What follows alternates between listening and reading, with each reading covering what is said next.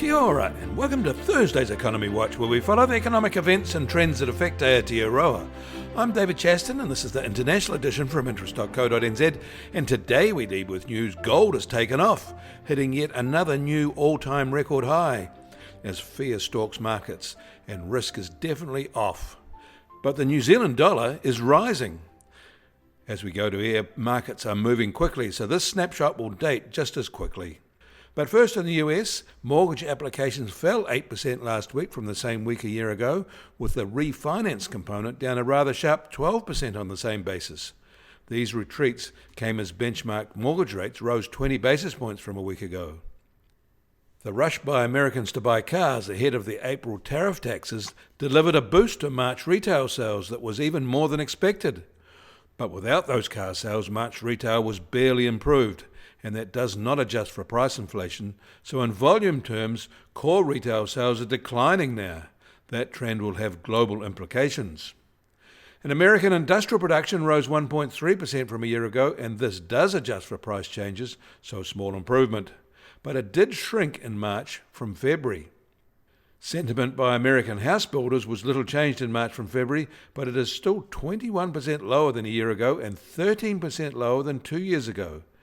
In fact, excluding the pandemic, you have to go back to the GFC to find it this poor in a March month.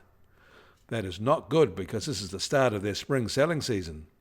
Survey results show that tariff taxes are not being paid by importing countries, rather by the builders at this stage. As profits dive, that'll be passed on to the buyers next. There was a US Treasury 20-year bond auction early today and demand was slightly lower, so the median yield rose to 4.75%. That is a rise from 4.59% at the prior equivalent event a month ago. And Fed boss Powell was talking earlier today, saying that tariffs pose a real challenge to meet their dual inflation plus jobs mandates. Inflation pressures are here now, which argues for rate settings to rise, while economic growth is expected to leak away, hurting jobs soon, arguing for a rate cut. He said they'll wait for greater clarity to see where the dominant pressure comes from. These comments were not the magical thinking equity markets wanted to hear, and the realities of what faces the US economy has seen Wall Street pull back sharply today. The Nasdaq is down 3.9%, the S&P 500 is down 2.8%, and the Dow is down 1.8%. Gold is the safe haven parking lot. In Canada, they're also waiting. Rather than continue with their rate cut track, the Bank of Canada has paused that track, keeping its policy rate at 2.75% as they too watch inflation rise and economic activity leak away.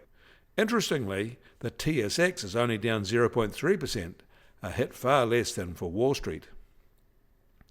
Across the Pacific, Japan's February machinery orders rebounded sharply, rising well above market expectations for a modest 0.8% increase to its highest level in a year. Manufacturing orders rose 3%, while non-manufacturing orders jumped 11.4%. This rise matches the separate machine tool order data for March, which was also up sharply. And these aren't the first to see prosperity ahead. The Reuters Tankan and Sentiment Index rose sharply in April, but the same firms surveyed were gloomy for the months further out in 2025.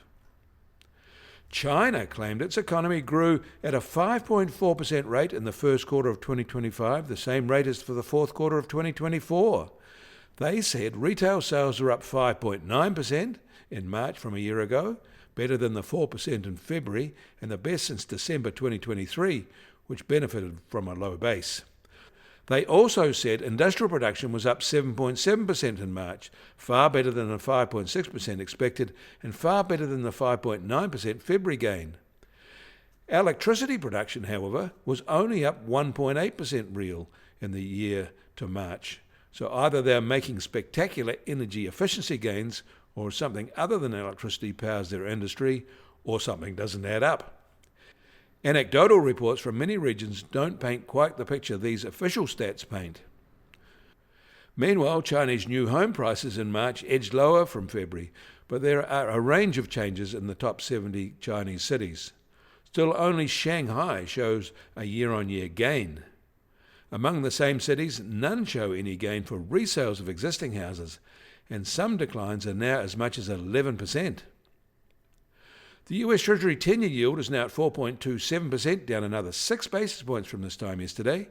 And the price of gold will start today sharply higher at a new record of $3,337 an ounce, up $108 from yesterday, or plus 3.3%.